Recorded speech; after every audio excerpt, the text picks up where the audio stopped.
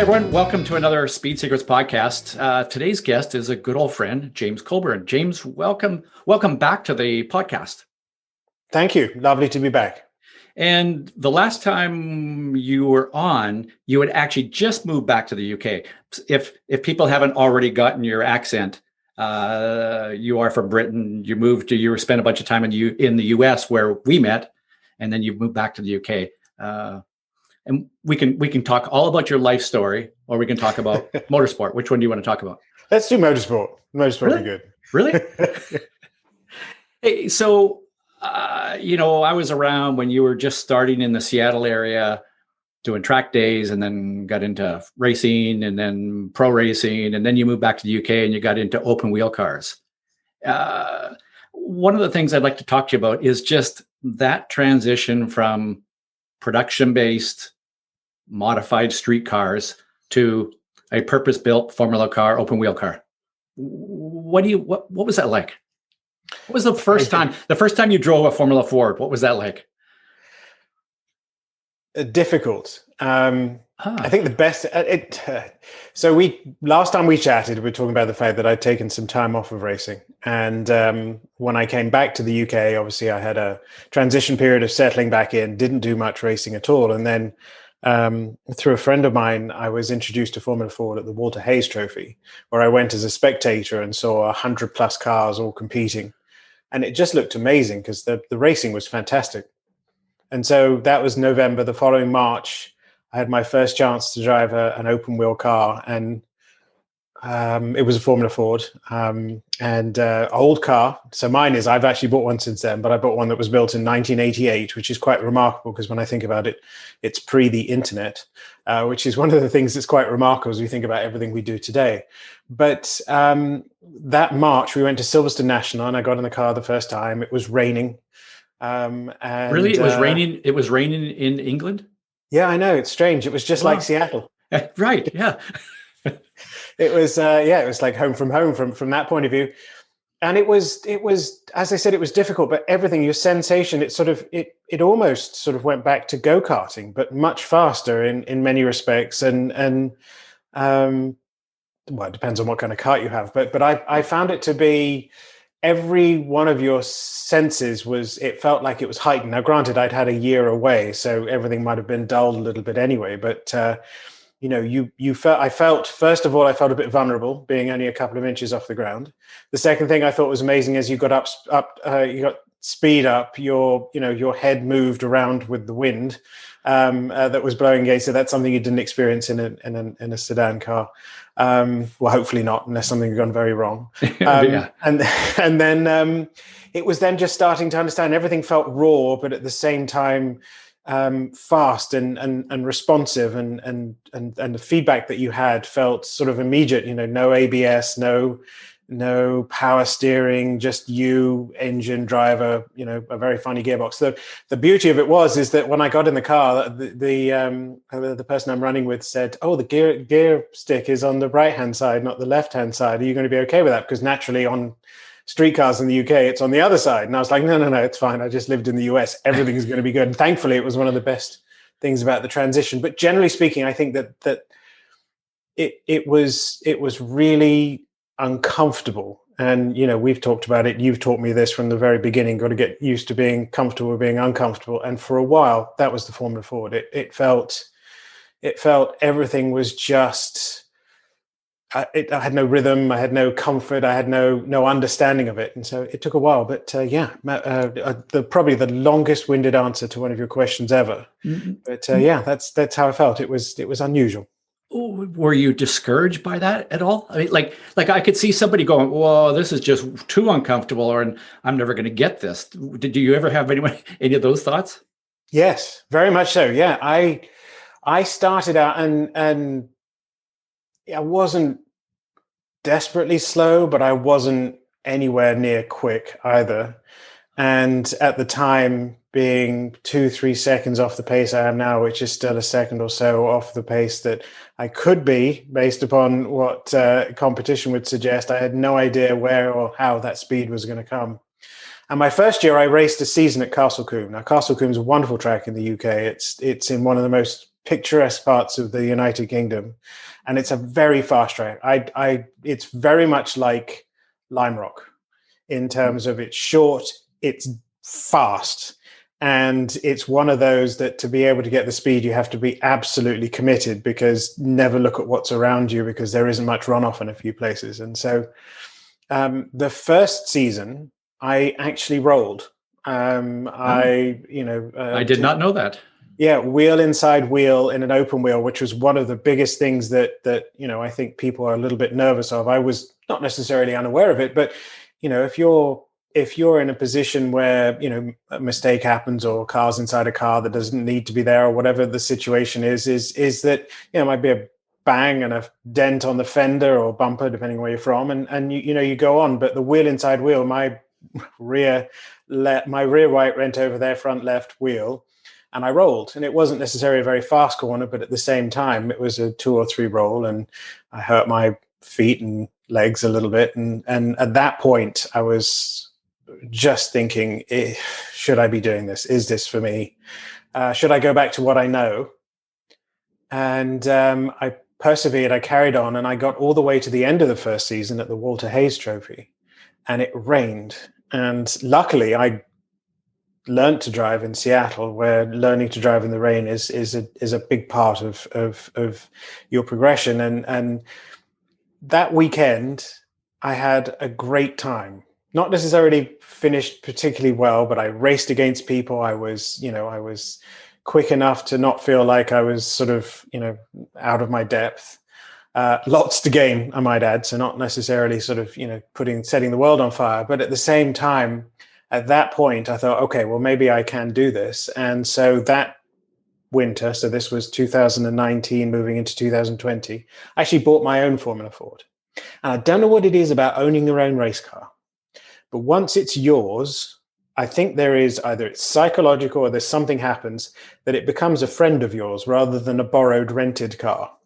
It's rather like your own car versus a rental car, and you start to like it more, and you understand its I want to say personality or character, but that seems a bit of an unusual thing to say about a mechanical machine. But at the same time, you start to understand all the details, and it becomes yours. And so my season in 2020 was one of the best seasons I think I've had racing. But halfway through that first year, after rolling the car and everything, I was like, this is, when you're upside down and you're hanging by the straps and you're not sure what's going on, and the fire extinguisher has gone off, which you think is smoke, and everything's sort of running at you, and the marshal's there going, don't worry about it, everything's good. You just question what's going on. Well, I did anyway, but no, I persevered, and now I love it. Absolutely. Sort of this year, I'm probably going to sign up for way more than I should do. Well, 3 questions jump out at me as you were talking there. The first one is the idea of driving an open cockpit car. And I think a lot of people that get into open wheel cars, open cockpit cars, even more than, say a spec racer Ford, a prototype car with an open cockpit car. There's something about that, having your head sticking out there. And obviously, in the last few years, Formula One, IndyCar have gone to halos and the aero screen, all that kind of stuff to help protect the driver's head. I got to ask you, does that worry you? No, well, yes. I mean, I'm not to give too much information away. I'm mid-40s, sort of mortgage, married, happy life, work and everything. And so there are moments when you think, this isn't my career necessarily. This is a hobby. And so am I nuts for doing it? And, there was a pretty, nasty accident at Walter Hayes this year, which made you think twice. But there is also that aspect of I always think about it in terms of I could cross the street and someone could be driving the wrong way up the wrong side of the street and hit you. You see all sorts of things on the motorway or the highway or the freeway that scare you on the interstate. I've seen all sorts of things when I lived in the US, as I do here. And so, there's always that element of sort of balancing out. So do I think about it? Yes, I genuinely do. But do I also, once you get in there and you start thinking about racing, I don't think about it when I'm in the car. I think about it when I'm out of the car. And I think that happens to a lot of people. And that seems, it seems like one of those things that maybe I should think about it more. But you don't want that in your mind when you're driving around. What you want in your mind is, how am I going to get faster? How am I going to get that spot in front of me? Or how am I going to defend from the person behind me? Type of thing. So yeah, it does. But all racing, I think, all makes you think. Yeah. It's it's interesting. I started off racing Formula Ford way back, and I go and watch a Formula Ford race. And I think, oh, those guys are crazy. I would never do that. And the second you put a helmet on and strap yourself in the car, you go, let me at it. So there is that, you shut your brain off or whatever it is. But there is something pure about sitting in an open cockpit, open wheel car, isn't it? Like, it's just, it is just me with these four wheels and an engine strapped to me. And it's more pure when your head is out there in the open and I don't know if pure is the only word that comes to mind when I think about that. Yeah, pure. I think raw. There's nothing filtered. Yeah. There's nothing sort of, but at the same time, I think it's, again, I this year, because I started to race, your race instincts kick back in, and then you forget: am I sitting in a cockpit of a saloon BMW, which I used to run, or am I sitting in an open wheel Formula Ford, or am I looking at trying to push the person in front of me into a push? That sounds wrong. Am I trying to encourage them to make a mistake? Am I, as you don't think about the fact the person behind you is trying to do the same thing to you, and your racer mind sets in. But I think that there are aspects of the difference in Formula Ford. I think it's an unusual thing to sort of see different parts of the car that you wouldn't ordinarily see, because you're that close to the ground, and there's those sort of aspects. But no, once your helmet's on and you're focused on what you're doing, I start to forget what kind of car I'm in. And I'm going to be very interested. I haven't actually driven a saloon car since I started doing Formula Ford, and I wonder what the transition back the other way is going to be like when I get into a different car again. And will I feel the opposite, which is I still feel so far from things now? Will I feel like I'm sort of in a protective bubble or something? And I don't know the answer, and you probably know better than me. What's it like going from one to the other? Well, I would say that you certainly feel there's a level of isolation between you. Like I said, in an open wheel car, purpose-built car like that, you just feel like the wheels and the engine are connected to your body. Whereas you get in a production-based car, and there's that sense of isolation between you and them, right? So I think that's part of it.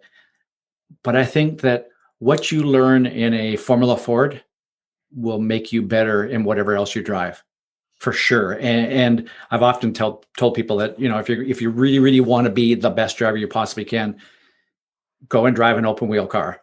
And because of that, you give it an input, it responds immediately.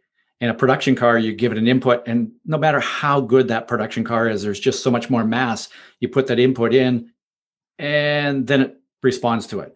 And you may have put a different input in that gap in between, and therefore it canceled out or exaggerated or whatever. So there's this, in a Formula Ford, you do something, absolutely immediately whether it was the right thing to do or not. And that's what makes it so cool. But then you become much more sensitive, I think. And then when you get in that production-based car, I think you'll be even more sensitive to what the car is telling you. That's been my experience. So that's going to be an interesting evolution, because it's sort of, so I started out in BMW E30s. It was a series called Pro 3, which I'm sure many of the people who listen in, especially Pacific Northwest, would be aware of. And there were no driver aids in that car. It was, no ABS, no traction control, no power steering. It was pretty raw for a race car. And then we moved up to a series called Spec E46, where there was, the cars were 2001 onwards. So there were, ABS and power steering. And one of the things that we noticed, or I did, was that you would not experience what the steering wheel was telling you as much, because the power steering would mask a lot of it. And so almost as if you'd see understeer before you felt it. And so you started looking at different things instead. And you started sort of, it sounds like a strange thing to say, you'd see understeer, but you didn't get that feeling in the steering wheel. Whereas in a Formula Ford, I think you feel everything. I was just talking before we started recording that if you went over a stone the size of a sort of like, I don't know, a golf ball, you'd feel that for sure. Yeah. It's one of those things. And that's been an unusual thing. It's sort of the open cockpit, sort of having the helmet and then sort of occasional stone chip, lots of spray, and understanding what motorcyclists deal with in terms of, going fast enough that the water beads off of the visor so you can see where you're going, and cracking the helmet a little bit in a production car is okay, but in a open wheel, it just invites rain to get in, which then steams up and you can't even see very well. So these are the other things which I learned, which are not necessarily racing related, more just figuring it out in terms of logistics of driving an open wheel versus a closed wheel. It's interesting. I have all my helmets, basically all the helmets that I've ever owned throughout my career. And the ones that I think look the coolest are the ones with all the chips in the front of them. They just look, they're used, right? Hey, I want to go back to two things you touched on. One was the owning your own car. And maybe that's the difference between you and I is, to me, nothing drives like somebody else's car. And maybe it's because I'm always been, I was going to say cheap, maybe budget conscious is the right word. If I was ever driving my car, I was worried about it more. But when I was at a point where, and maybe it was, I got to a point where people asked me to drive their cars and I didn't have to worry about it so much, I could drive somebody else's car faster than I can my own. Interesting. The fastest car in the world, I've always been told, is a rental car. It is. But, you know what amazes me? People buy used cars from Hertz and Budget and Avis and people like that. Would you ever buy a used rental car? No, not the one that I've driven. No, or a car that's been used for driver's ed. Yeah. But I don't know. For me, I think there is always the sense of responsibility that you have in somebody else's car that you want to be. It's like you want to be. It says a lot about who you and I are now. I'm not sure if I should say this, Ross. Go ahead. But if it's your own car, you might be more willing to not worry about a couple of hundred more RPMs at certain points, or you might be in a position where not that you'd ever take more risks, but at the same time, I don't feel like I'm thinking, put it in the right gear when you change gear, because you don't want to over rev somebody else's car and then give them back the car and say, okay, now I've got to buy an engine for you as well, type of thing. And so I always felt that there was that. And then depending on whether the car was being used by other people, it's just like in a street car. It's like, who's moved my seat? It's like, did you move the seat in my car? I could feel it almost immediately when someone had been playing around with the seat. And so same thing in a race car. When we went to the Walter Hayes Trophy, I got to the semi-finals the hard way by not doing particularly well in the semi-final race, which meant I had to go through the progression, then the last chance, then the semi-finals, which is about as far as I got. Rather than doing so well in the first heat race, I leapfrogged straight into the semi-finals. So you were in and out of the car a lot. And it became comfortable, became like your armchair at home or your seat that you always sit in. And I sat down, well, this feels familiar. Then we had a couple of weeks break and we went to Donington, which again, never been to.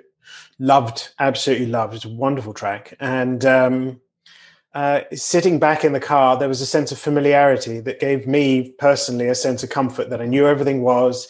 It was that sense of, okay, now I don't need to worry about whether are the pedals in the right position, is the seat right? Not that there's an actual seat, you're just sitting on sort of some foam and a bit of some duct tape, it feels like half the time. But nothing had really moved. And so for me, that felt that was one thing I didn't have to think about. All I really need to think about was less. And that's what I like about having your own car. But there's the pride of ownership and stuff like that as well. But yeah. I'm a bit opposite. I like having my own car.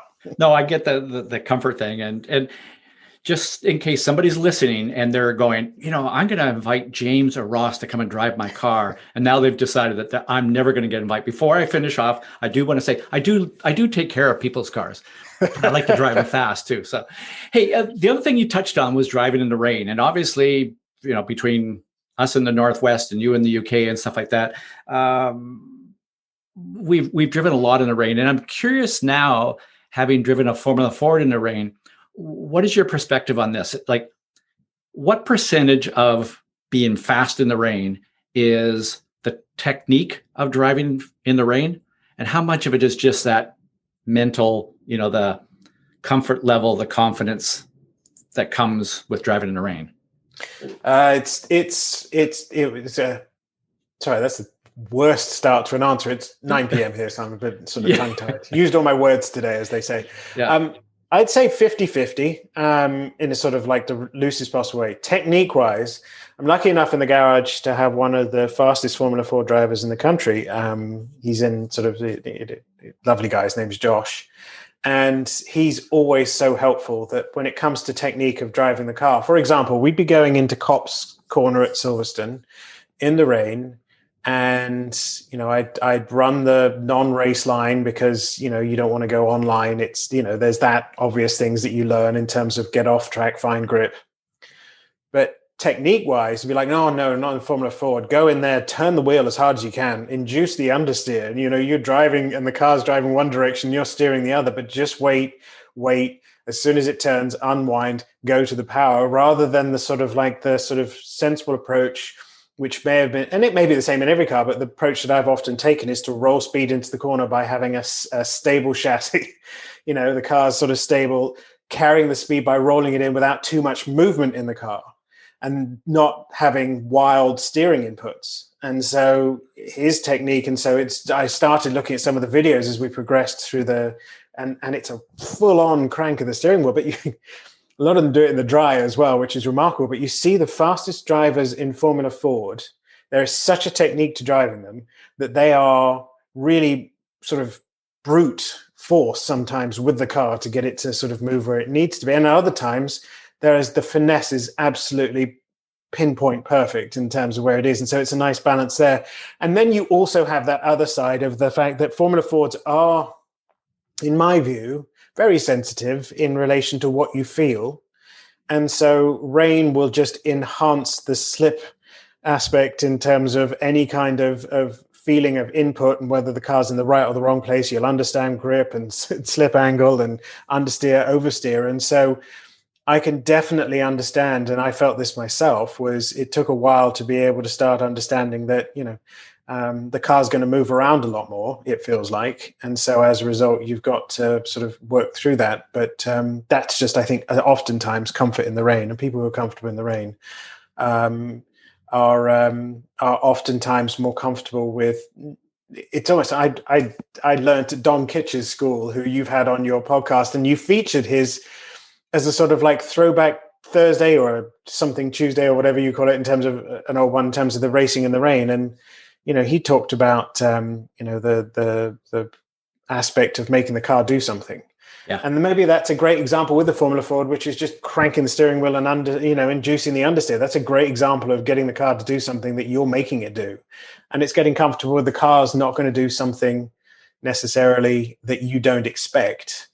And I think the Formula Ford just amps that sensitivity up to max sometimes. I'm sure it's worse in a faster. If it's in an aero open wheel, I'm sure it's even worse, because once it goes, it really goes. But at the same time with these, I think it's just getting comfortable what the car's going to do. But I ended up starting to love it, and it's not massive corrections, it's small corrections, but you watch the videos and the hands are constantly moving, but what the car's roughly telling you it's liking or disliking. So yeah, about 50-50, I'd say.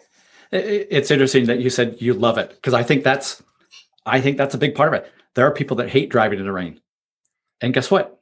They're probably not going to be all that great because they hate driving in the rain. You got to learn to love it. And it's interesting that in my first year of racing Formula Ford is when I discovered that whole concept of I need to go into a corner and make the car do something. And once it does something, ideally, I induce a little understeer by carrying a little bit too much speed in, crank some wheel in, get some understeer, and then I go, I knew this was going to come. I knew I was going to get understeer. Now I just deal with it. Rather than I'm going to tiptoe into the corner and wait, and what's it going to do? What's it going to do? Oh, and now it goes to understeer or oversteer, and then you're reacting to it. And I think once I kind of broke through that barrier of make the car do something, then deal with it, because you're ready for it, my comfort level went up. And then all of a sudden the comfort level turned into, oh, I love the rain. And then other drivers around you going, I hate the rain. You're going, oh, I love it even more then. So, yeah. So that's a good point. Yeah, I love the rain for that reason. So, I totally agree. And it's interesting as well. There's one thing I'm a bit of a magpie. I just learn from everyone who's willing to share. It feels like I sort of steal quotes and steal ideas and everything from other people. But a good friend of mine, his name's James Clay. He runs BimmerWorld. He told me, that always leave a bit of room to correct should something not work out as exactly as you planned. And so it reminds me there was, go back to Silverstone, for example. Maggots is a corner, but there's a whole acre of runoff on the outside of that corner.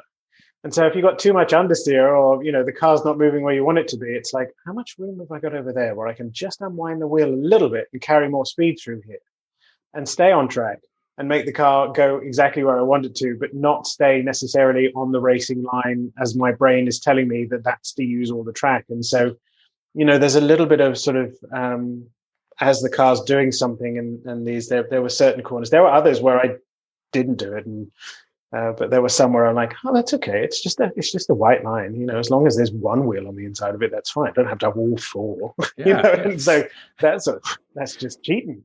Yeah. So there was some of that. So I really started to enjoy that aspect of it too. And that's for me right now. I would, if somebody said, if you could choose, and again, development area, this is for sure, because I'm not as good in the dry as I am in the wet in a Formula Ford. If someone said, what would you choose, rain or dry?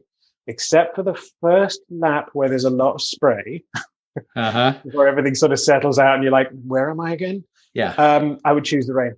Yeah. Interesting. Same here.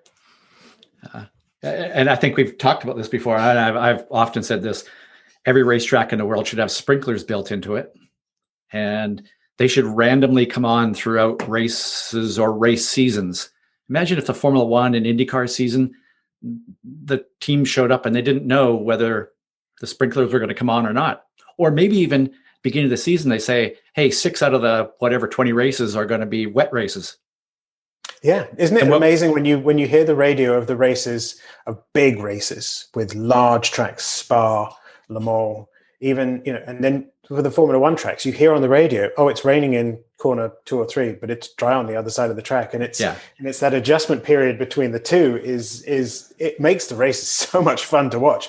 And I bet for a lot of the drivers are like, this is amazing, because it's sort of one of my favorite drivers is Jenson Button, and he was always he always excelled in the changeable conditions. He was always so good at it in terms of adapting to those sort of conditions. And I those are the sort of things that sometimes when you're in the middle of a race and there's an unknown, but we generally tend to have sort of sunshine and showers sometimes. And so, the whole track might be wet, but it's sort of, is it drying? And we got to the point at Portland when I was racing up in the Pacific Northwest, where depending on the time of year, even if it was a deluge, you'd be like, 20 minutes, it'll be dry. What tires am I going to use? How's this going to work? Because it might have been absolutely, sodden wet, but within 20 minutes, it would be bone dry. And depending on how you balance that out, whereas if it was in the winter, it would be like that for about 3 days. Yeah. Yeah. We should all do it in the rain. Hey, one of the things, you are kind of known as a data guru as well, and you've got all the AIM data system training videos that you have online, and they're fantastic. They're some of the best. You're so good at that. How much have you personally used data to help you get a handle on driving the Formula Ford? Has it been like, that's the tool, or I use it a little bit, or what have been the pros and cons, I guess, to that? So thanks for comments on the data, the videos as well. It's been a labor of love, and last year in particular, I put a lot more focus on it, and it's very rewarding when you get a nice comment from someone saying this really helped me out. So I appreciate those comments. Yes, absolutely used it a lot in Formula Ford, because I think it's applicable to any kind of racing, any kind of car, because the phrase is data doesn't lie, and data tells you a lot of stuff that you either aren't thinking about at the time or would be hard to log or understand. And so one of the key aspects of my time in a Formula Ford first year was I did use it, but I didn't really. I was just so, and I'm not going to sort of use sort of too much language here. I was scared at times, and I didn't have as much confidence, and to say I didn't like it, but it was sort of, okay, stick at it, and at some point it'll get better, which it did. And so data was helpful there in terms of understanding, but it created frustration. It's sort of like, okay, my colleagues' data, how are they doing that, and then those sort of things. But slowly and surely you start looking at and understanding that's where their break point is, and more importantly, line and understanding, use of tracks and those sort of things. But for me, a few things. Every track in the UK so far has been new. If it's the first time I've been there, and it sounds like a strange thing to say, but within the year. So it's like last year, I went to Donington Park for the first time. Year before, I went to Alton Park for the first time. And data is fantastic from a point of view of being able to, whether it's data and video or data and line on track, just a simple overlay in terms of understanding where you are on Google Earth is just super from that point of view. Then there's the consistency aspect. In terms of being able to see, am I being consistent? Am I starting to understand reference points, break points, all sorts of key components. Whereas this year just gone, I should say, because we're now 2021, but last 2020, I added a few more things to the car, which have proved to be even more useful. I look at it in two ways now, because obviously my car, I've got the vehicle health, in terms of just understanding the dynamics of the vehicle. That data tells you how hot does the engine get when you're following somebody within a few inches. How's your rev matching? How's your gear shift discipline in terms of RPMs? Because there's no rev limiter on these sort of things. It's sort of don't blow it up type of thing. So being able to watch that. So there's always the vehicle health, which has been fantastic. And we started working on new aspects this year as well, such as tire pressure monitoring, which you can't change much in a Formula Ford, but you can play with tire pressure. And your last guest that I listened to, I think you probably got a podcast between, recording this and now, but his name, Matt Romanowski. Yeah. Matt is fantastic. We've been doing a lot of work with AIM US, doing seminars and tutorials together and different ways. Well, nowadays you can get a tire pressure monitoring system for your car for $250. I mean, when I was racing, even in the US a few years ago, you'd be talking $2,500, $3,000, and tire pressure was quite cost prohibitive. Whereas now it's the opposite. It's one of those things that everyone should have it in their car. And so Matt sat me down and did an hour tutorial, because there's stuff, what I don't know. So he teaches me, a lot of aspects of that.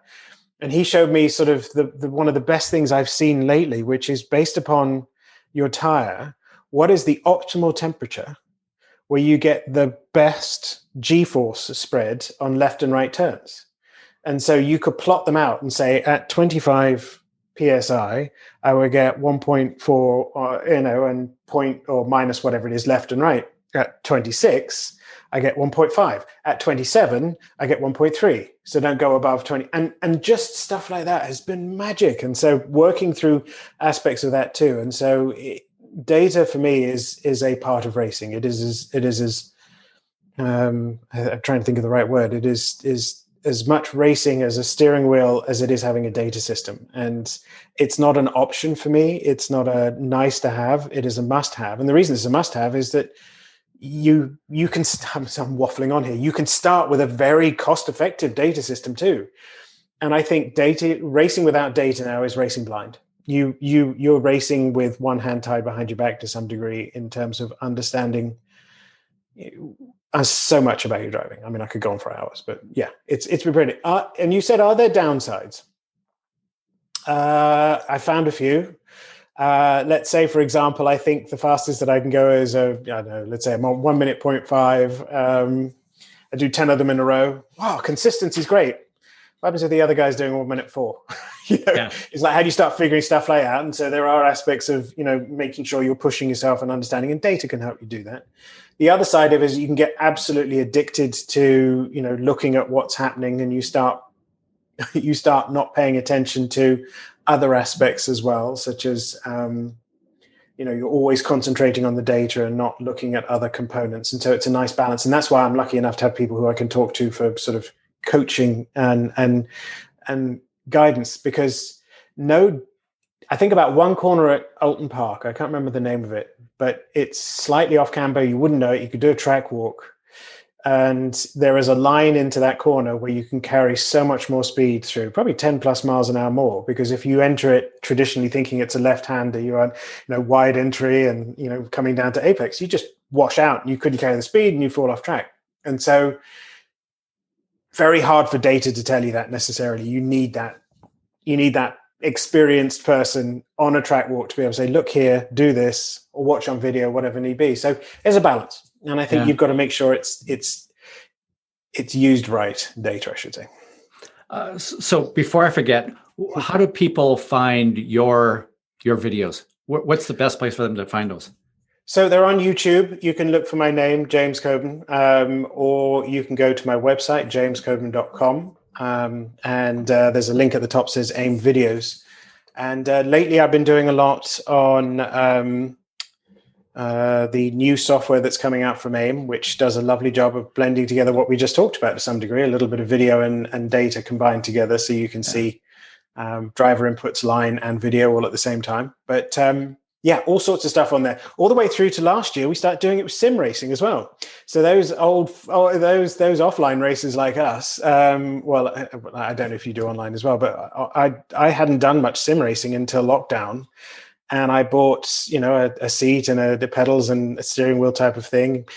But you could download the data and you could do the same data analysis that you would do with data from your car. And all of a sudden, it's fantastic, isn't it? Yeah. Sim racing became, not only is it tons of fun, but doing a lot of stuff with sim as well. And the best thing about that is, maybe I should try that differently. It's like, well, I'll do that next time I get at the track in the next 3 months. Or, okay, hold on a second. I've just got to load the program. 30 seconds later, you're at Brands Hatch in a Skip Barber car or a MX-5 Cup and just testing what you just learned. And so, that's been great too. Yeah. Yeah, I mean, it's so cool. To me, one of the things I love about sim racing is when you can take the data and pick away at it. And not only use the data to help you with driving, but also use sim racing to teach you how to use the data, so that when you go to the track, you're not in one of those, I don't really have enough time to fumble around and open up the laptop and figure out where do I put the thing again? Like you've practiced using data, so now you're much more efficient at it as well. Yeah, you get your views that you like. I mean, data. I did a piece for your newsletter a few weeks ago, which was where are you on your data journey? And it talks about talks about the fact that a lot of people plug in their device, download the data, load it up once, look at it, and think, "Yep, not going to look at that again," because it's just an ugly mess.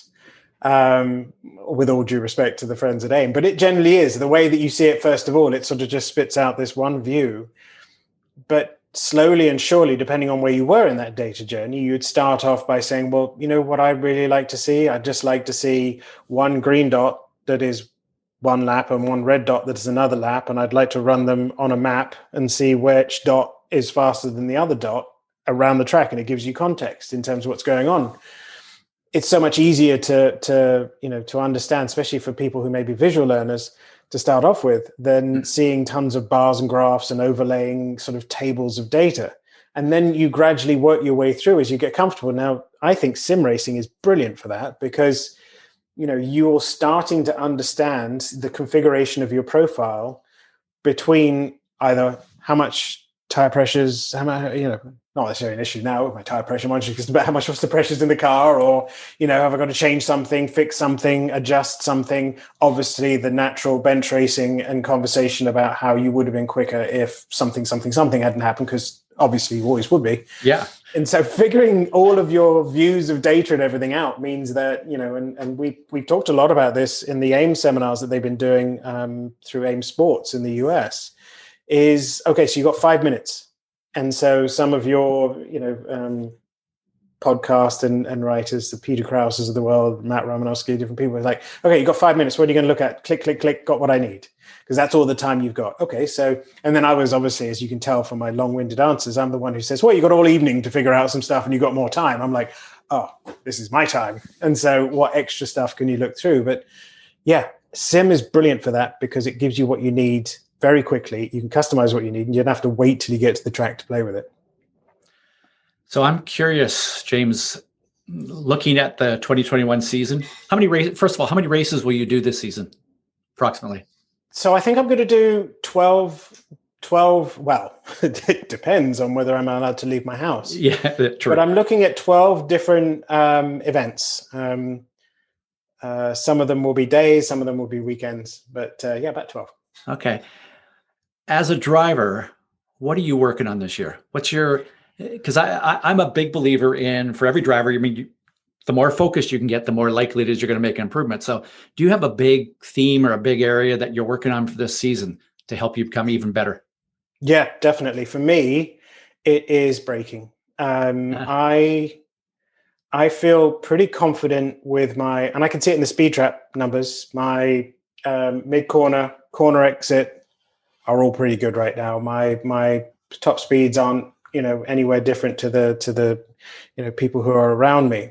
My area of concern is getting comfortable and very comfortable on the brakes in a Formula Ford, which, there are moments when that aspect of making the car do something, I'm going to do it through a series of tests. So I've got a plan in place. I'm going to hopefully have somebody who can coach me, maybe drive the same car, someone who's very gifted, and just sort of start working away at, oh, you're doing that, and talking it through and understanding. Because one key aspect for me is that, it happened a lot at the Walter Hayes Trophy. I would be pretty good coming through Maggott's corner, and I'd come up alongside somebody to the only left-hander, which I think is Luffield. And my worry in the rain would be, okay, well, if I get this braking wrong and I lock up, I'm just going to T-bone this and take us both out.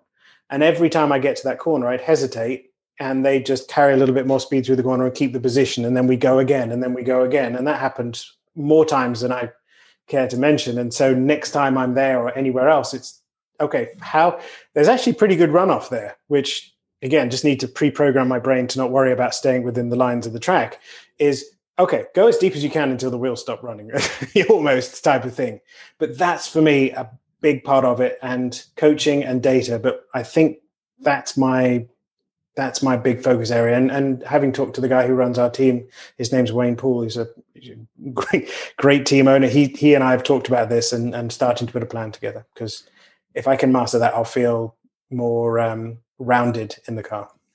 When you look at your data, do you see is the initial application of the brake pedal hard enough?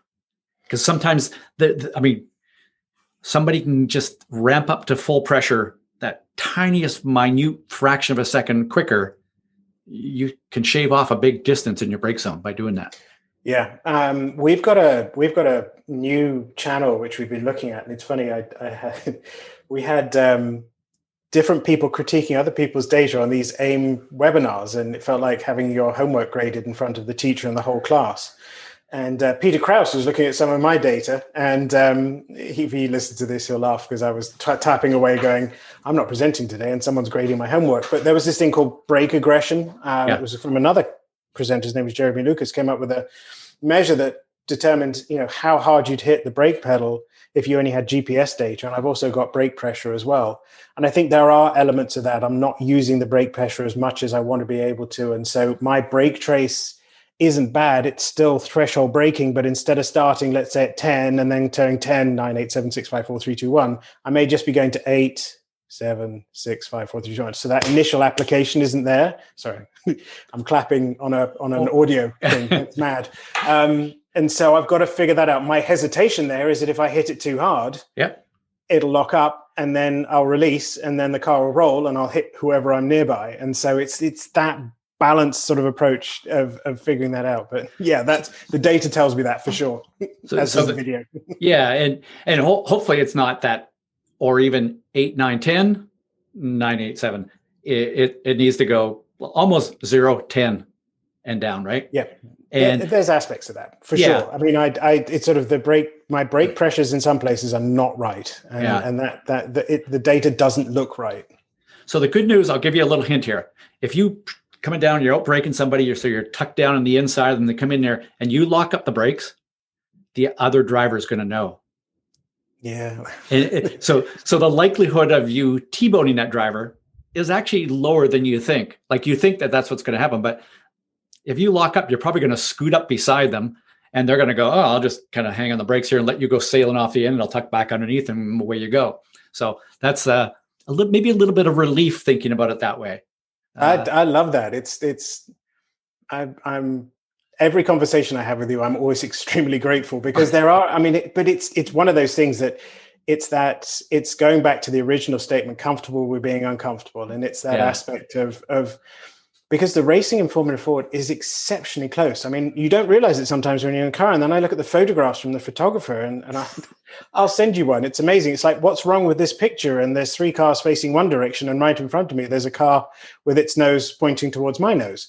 And you're like, I didn't have any contact. Wonder what happened there. But they'd obviously spun and it all works. But the photographers do a beautiful job of being able to capture it at that exact moment. And it's much closer than you think. And I think at that point, everything is heightened in terms of the last thing I want to be is that driver who takes somebody else out in a big competition. That's a knockout heat type of thing. And in all honesty, you can find them on YouTube. There are scenarios that the last time I was there was a little bit of fisticuffs and a bit of a punch up at where we were looking from the BRDC grandstands. We were watching. I was with a friend of mine, and there was a little bit of heated sort of because I just don't want to be take someone out, and it's that balance between being a good driver, an aggressive driver, but also being that guy, and no one wants to be that guy who doesn't get invited back because he's just taking a few people out. Yeah, I get it. Although I will say that you won't be that guy if it happens once. Yeah. If it happens 3 or 4 to 5 times, then you're that guy. You can get away with it once or twice. That's good advice. I shall write that on the side of their car. If I ever dent it, I'll be like, Ross said it was okay. It's just one time. It's just once. It's just once. Yeah. I've only hit you once. Yeah. I saw a great thing the other day. A guy had his street car. It was, I don't know, I saw it somewhere on Facebook. And he'd put a dent in it at the racetrack. So he just colored around it with a marker pen and said, Castle Combe, whatever date it was that he dented his car and everything. He just signed it because he didn't want to get it fixed. I thought you were going to say that he actually put the person's name who hit him on his car. No. That probably wouldn't be all that good an idea. So, yeah. Hey, James, to wrap this up, you know what I always do. I always say, hey, give us your speed secret, your one piece of advice for drivers listening to this to help them perform better. What would that be? Well, mine are always focused on data. Uh-huh. And so my guidance this time around is not that data is something you should do, because everyone does it. But I think it's more along the lines of get comfortable with what data works for you, and don't try and force yourself to understand something that doesn't seem right. Putting it into context. If video works for you, and video and data with driver inputs, there are devices that will show you your driving input and video at the same time. Use that. If you're the person who likes seeing, X's on a map as to where you are, use that. If you're like the person who likes seeing, as I said, the dots that follow each other, which is in some software, use that. Because I think that there's a lot of content. I know I'm guilty for a lot of it on the internet. And try and make it easier. But I think a lot of people sit down in front of their laptop, or they see someone else, a person who's showing them points at 3 or 4 bits on the screen and says, this is what's happening. And they're like, how do you know that? How have you figured that out? But there's also that sort of like, well, maybe I shouldn't say that because maybe I should know that and everything. If you don't get it, that's fine. Because there are multiple ways of being able to view it. And so my guidance is that find the way that data can be interpreted that works for you. That makes a ton of sense, because I know drivers who are intimidated by data. I know some drivers that are they don't get much out of it because that's just not the way they think. And then I know drivers who can be over the top, overly analytical. Oh, for sure. And, it's trying to find that right balance in there. So I think great advice. And again, I'm going to say, so people can find your videos on YouTube just by searching James Colborn, or go to jamescolborn.com, right? Yep, that's right. And you'll see some nice black and white photographs of my car, which are all artistic, looks lovely. Yeah. And a nice link at the top that says, and it's got the varying different types of playlists based upon what you're doing and what kind of device you have. And so, yeah, hope it's useful for people listening and they get benefit from it. Well, I appreciate it. And everybody listening, I'm going to thank you for them. So from them. So as always, James, this is fun catching up. And one of these days when we're able to fly longer distances, maybe we'll see each other at a track again one of these days. I would love that. I'd love that, because chances are we would have seen each other at an airport. Yeah. More so than anything else, based upon getting to and fro. But yeah, that would be lovely. I'd love to see you at the track again. Well, good luck this season. I'll be watching and keeping an eye out for what you're doing. And as always, keep having fun. Thanks so much. Want to be a better racer? There's nothing better than outdriving and outsmarting other competitors on the track. It's really all about your racecraft. The passing, being passed, race starts, restarts, it's all racecraft. And it's a skill and mindset that can be learned and improved. Ross has a webinar for that. It's the Improve Your Racecraft webinar, in which he shares strategies, tactics, etiquette, rules, and the mental mindset that makes some racers better than the rest. And those are the racers who win more often. And you'll find some of Ross's passion for wheel-to-wheel racing. The Improve Your Racecraft webinar was conducted live and recorded, and now can be yours to view, review, and learn from over and over again. Buy it once, and it's yours forever, so you can refer to it whenever and wherever you want to. Go to speedsecrets.com/webinars to download Improve Your Racecraft.